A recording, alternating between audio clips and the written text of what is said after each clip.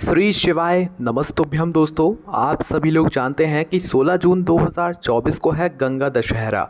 दोस्तों, गंगा दशहरा का दिन बहुत ही ज़्यादा बड़ा और विशेष होता है। गंगा दशहरा के नाम में ही आप लोगों को कुछ कुछ बात तो समझ आ रही होगी कि ये दिन गंगा के जल के लिए बहुत ही ज़्यादा विशेष और महत्वपूर्ण होता है और इस दिन गंगा का जल हमारे लिए बहुत ज़्यादा ज़रूरी होता है। तो दोस्तों, आप लोगों को इस दिन गंगा के जल वाला उपाय कैसे करना है, गंगा का जल कैसे इस्तेमाल करना है, क्योंकि दोस्तों इसका नाम ही गंगा दशहरा है। तो भाई इस दिन आप लोगों को कैसे गंगा के जल का इस्तेमाल करना है, कैसे गंगा के जल से उपाय करना है, ये सारी जानकारी हम आपको इस वीडियो में यहाँ पर देने वाले हैं।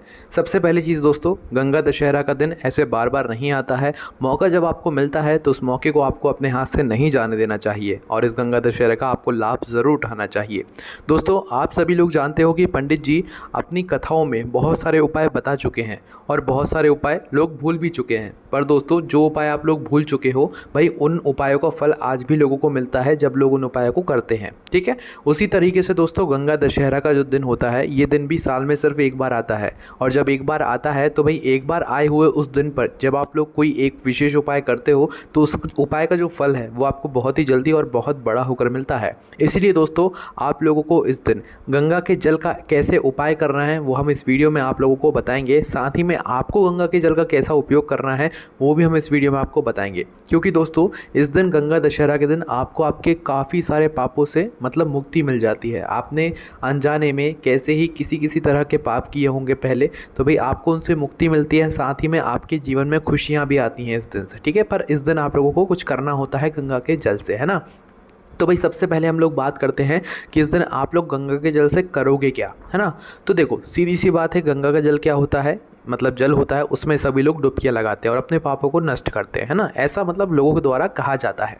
और दोस्तों, हम आपको बता दें, गंगा दशहरा के दिन जो व्यक्ति गंगा के जल में स्नान कर लेता है, भाई उसके काफ़ी सारे कई जन्मों के पाप तक नष्ट हो सकते हैं। हम हो सकते हैं कह रहे हैं, होंगे या नहीं होंगे ये आपके ऊपर निर्भर करता है कि आप किस मन से डुबकी लगा रहे हो, किस मन से गंगा दशहरा के दिन गंगा के अंदर मतलब डुबकी लगाने आप लोग गए हुए हो। ठीक है, तो इस दिन अगर गंगा नदी के अंदर आप लोग स्नान कर रहे हो, डुबकी लगा रहे हो, तो भाई इस दिन गंगा स्नान करने का बहुत ही बड़ा और विशेष फल जो है हमें देखने के लिए मिलता है ना। और डुबकी लगाने का भी बहुत ही बड़ा और विशेष महत्व यहाँ पर हमें देखने के लिए मिलता है।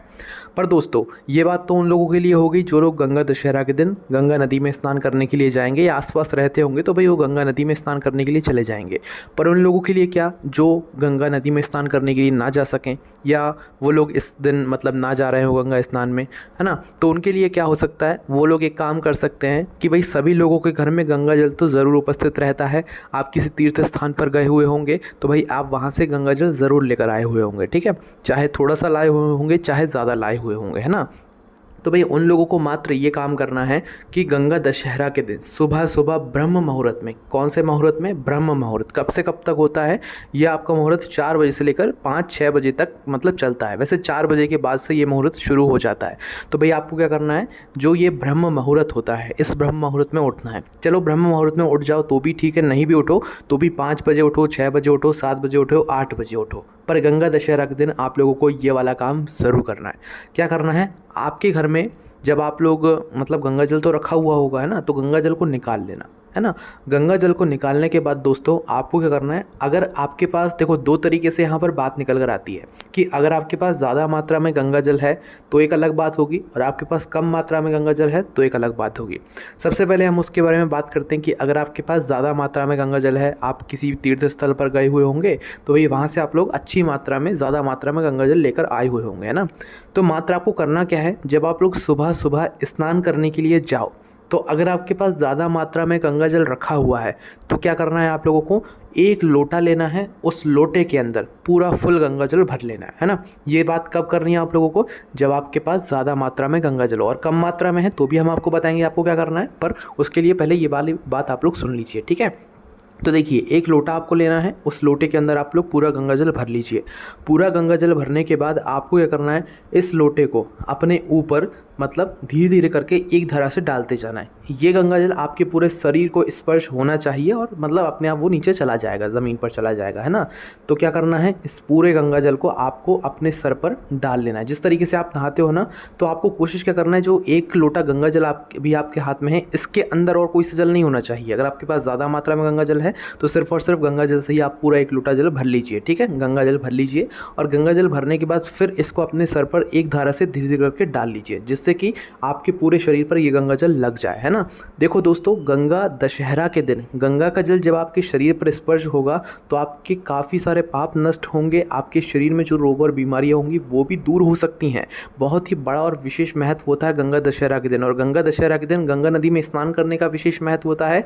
गंगा नदी में स्नान ना भी कर पाओ तो गंगा नदी का जो जल होता है उससे एक बार स्नान कर ले से या उसका कुछ भाग जो है अपने शरीर पर स्पर्श करने से भी हमें बहुत ज़्यादा लाभ होता है। तो उसी तरीके से हम आपसे कह रहे हैं कि ज़्यादा मात्रा में गंगा जल है तो 1 लोटा गंगा जल भरो और अपने ऊपर डाल लो, ठीक है। और ऊपर डालोगे, एक धारा से धीरे धीरे करके डालोगे तो वो आपके पूरे शरीर को स्पर्श होता हुआ चला जाएगा, ठीक है। उसके बाद में आप लोग जो है बाद में अपना जो भी स्नान है वो कर सकते हो।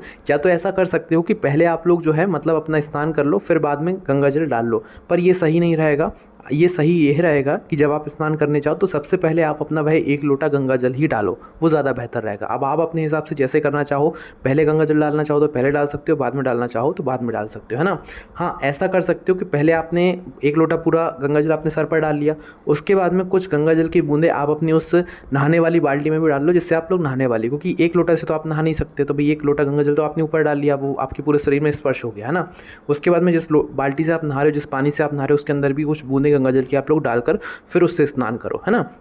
इससे आपको पूर्ण फल मिलेगा। इसके बाद में दोस्तों अब हम बात करते हैं उन लोगों के बारे में जिनके पास ज़्यादा गंगा जल नहीं है, कम गंगा जल है ना।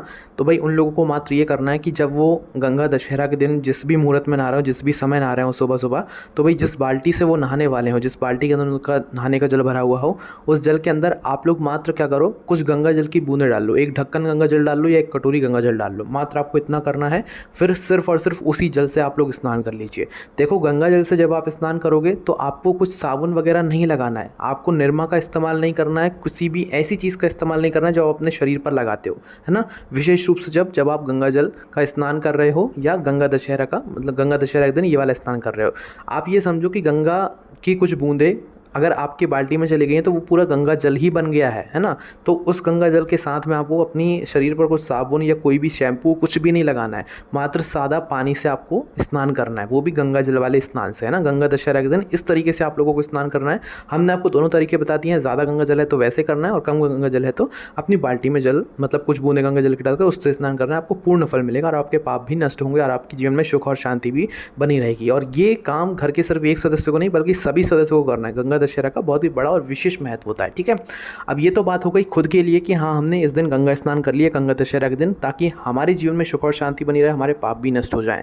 अब बात आती है क्या इस दिन हम गंगा के जल से कुछ उपाय भी कर सकते हैं? बिल्कुल कर सकते हैं, और उपाय का जो आपको फल है वो भी बहुत जल्दी मिलेगा, क्योंकि आप गंगा दशहरा के दिन ये वाला उपाय कर रहे हो, है ना। आप सभी लोग जानते हो कि जो पंडित जी उपाय बताते हैं वो शिव जी से जुड़े हुए बताते हैं, है ना। तो भाई शिव जी से जुड़ा हुआ उपाय है, तो भाई सीधी सी बात है कि इसमें हमें गंगा जल का बहुत ही बड़ा फल मिलने वाला है। आप सभी लोग जानते हो कि मतलब शिव जी के सर पर गंगा का वैसे भी स्थान है और गंगा का जल हमेशा उनके सर पर से गिरता रहता है। ये बात आप सभी लोग जानते ही जानते हो, है ना।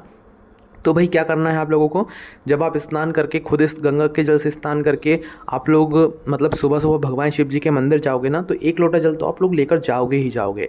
तो आपको करना क्या है, मात्र आपको ये करना है कि आपने जो अपने घर के परिंदे से, अपने घर के मटके से या अपने घर के रसोई घर में जहाँ पर पीने का पानी रखा जाता है, वहाँ से जो 1 लोटा जल शिव जी पर चढ़ाने के लिए भरा हुआ है, उस 1 लोटे जल के अंदर आप कुछ गंगा जल की बूंदें डाल लो। कितनी, कुछ बूंदें, भले ही 1 ही बूंद क्यों ना डाल लोगे चल जाएगा। 1 बूंद की भी गंगा जल की अगर उसके अंदर चली गई तो वो पूर्ण रूप से गंगा जल एक तरीके से बन जाता है ना। तो भाई उस 1 लोटे जल के अंदर जो शिव जी के ऊपर आप चढ़ाने वाले हो उसके अंदर कुछ बूंद गंगा जल की आप लोग डाल लेना। फिर इस जल को लेकर आप जाना शिव जी के मंदिर में। जो भी आपकी पूजन सामग्री है वो आप लोग लेकर जा सकते हो।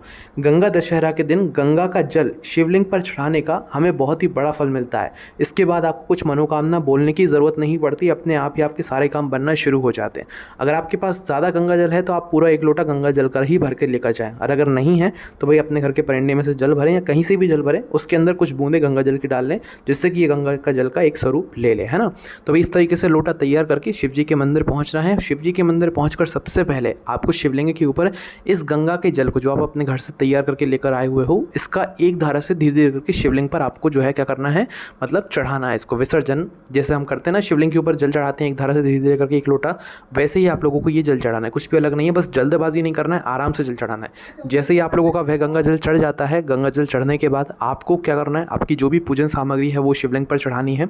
फिर शिवलिंग के पास में आपको आकर बैठ जाना है। बैठने के बाद 2 मिनट श्री शिवाय नमस्तुभ्यम का जाप करना है, गंगा मैया का थोड़ा ध्यान करना है, और आपको भगवान से बस प्रार्थना करना है। कुछ अपनी मनोकामना वगैरह कुछ भी नहीं बोलना है, क्योंकि इस वाले उपाय को करने के बाद, गंगा दशहरा के दिन गंगा का जल शिवलिंग पर चढ़ाने के बाद हमें कुछ बोलने की ज़रूरत नहीं पड़ती है, अपने आप ही सारे काम बनना शुरू हो जाते हैं, क्योंकि गंगा दशहरा का दिन होता ही इतना लाभदायक है। बाकी दोस्तों बस यहाँ पर ये वाला उपाय पूरा हो जाता है। मात्र आपको करना क्या है, गंगा का जल शिवलिंग पर चढ़ाना है। भले ही अपने लोटे के अंदर 2-3 गंगा जल की बूंदें डालकर चढ़ाओ तो भाई वो भी चलेगा, है ना। तो गंगा का जल का इस दिन आप लोगों को विशेष रूप से इस्तेमाल करना ही करना है, आपको बड़े फल की प्राप्ति होगी। बाकी दोस्तों यहाँ पर ये वाला उपाय पूरा हो जाता है। इसके बाद आप अपने घर पर आ सकते हो, आपका उपाय पूरा हो जाता है। इस उपाय करने में या इस जानकारी को समझने में आपको कोई भी दिक्कत समस्या परेशानी आती है, उससे आप हमसे कमेंट करके पूछ सकते हैं। ओम नमः शिवाय, जय भोले बाबा, श्री शिवाय नमस्तुभ्यम।